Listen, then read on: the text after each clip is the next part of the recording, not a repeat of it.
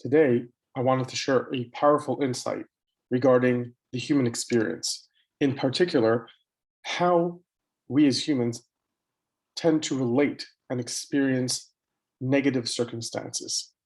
So typically, when something good happens to a person, they express it with joy and gratitude. But if, God forbid, something negative happens, we don't tend to use those same feelings to express our emotions that we're going through at that time. We associate the negative experience with negative emotions. However, the Talmud teaches us something different.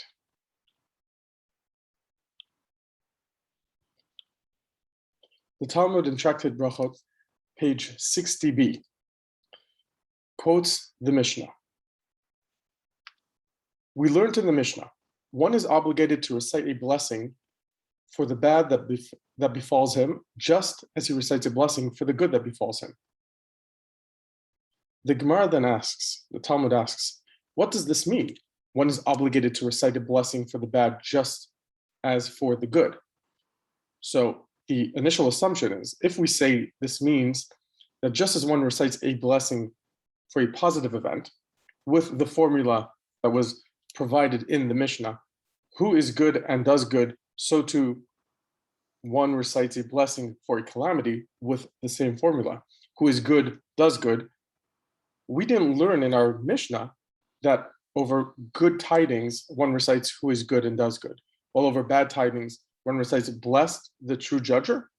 It can't be that the Mishnah is referring to the fact that one is obligated to recite the same blessing for both circumstances, because the Mishnah further down explicitly provides a different formula of a blessing, a new type of blessing for when a calamity happens. So it can't be that when the Mishnah states that one is obligated to recite a blessing for the bad that befalls him, just as he recites a blessing for the good, referring to the formula. So we dismiss that idea. So what is the Mishnah teaching us? So the Talmud continues and says, Rava said, the Mishnah's statement was only necessary to instruct us to accept bad tidings with the same joy with which we accept good tidings, not to instruct with regard to which blessings to recite. Which means that if, God forbid, a calamity occurs to a person, a calamity happens to a person, one is obligated, according to our sages, to bless God with the same emotion, positive emotion, as he would when good things happen. Different words are used, same emotion, joy. This is unbelievable.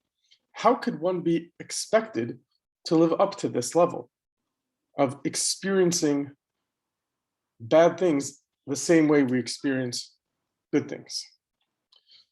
The Talmud then continues with several other opinions of where this concept is learned from, different verses in Psalms, a verse in Job. But then the Talmud relays something beautiful. Rav Huna said that Rabbi Meir said, and so it was taught in a Braita in the name of Rabbi Akiva, who was one of the greatest sages in the Mishnah.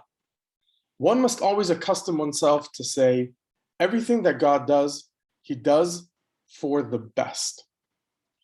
And the Talmud relates a story, like this incident. When Rabbi Akiva was walking along the road and came to a certain city, he inquired about lodging, and they did not give him any. He said, everything that God does, he does for the best. He went and slept in a field, and he had with him a rooster, a donkey, and a candle. A gust of wind came and extinguished the candle. A cat came and ate the rooster, and a lion came and ate the donkey. He said, everything that God does, he does for the best. That night, an army came and took the city into captivity. It turned out that Rabbi Akiva alone, who was not in the city and had no lit candle, noisy rooster, or donkey to give away his location, was saved. He said to them, to his students, didn't I tell you? everything that God does, he does for the best. So at first glance, what we are typically taught and what we understand at a very superficial level, that what Rabbi Akiva is teaching here is just to see the good in everything. That when a person experiences something negative, one must say the words that everything that God does, he does for the best. But even though one does not see the end positive result yet. And this beautiful incident comes to illustrate how, even though Rabbi Akiva, at the point when he wasn't given a place to stay in the town, or when he lost his belongings, right? His candle was burnt out and was put out, and a cat ate his chicken, and a lion ate his donkey. So he lost his belongings, and at that point he said, "It's okay, because everything that God does, he does for the best." So okay, so that's one level of looking at it. That okay, I understand that I may not see why this is all turning out for the best, but I have faith in God that he is responsible for what's happening in this world. And therefore, I trust that eventually it's going to unfold in a positive manner. However, I would like to suggest that there's a much deeper level, and that is how we actually experience this world. It comes to say that we tend to think that the human experience is outside in, that whatever circumstances or whatever happens outside of us affects us inside. But is it possible that the inverse is true? That the way we experience the world is inside out. We project our thoughts and emotions onto the circumstances, and that's how they are tagged and perceived by us. You could have multiple people in one experiencing the same experience or being present at the same circumstance, and they would be experiencing it or perceiving it in a different way. Some in a positive way, some in a negative way.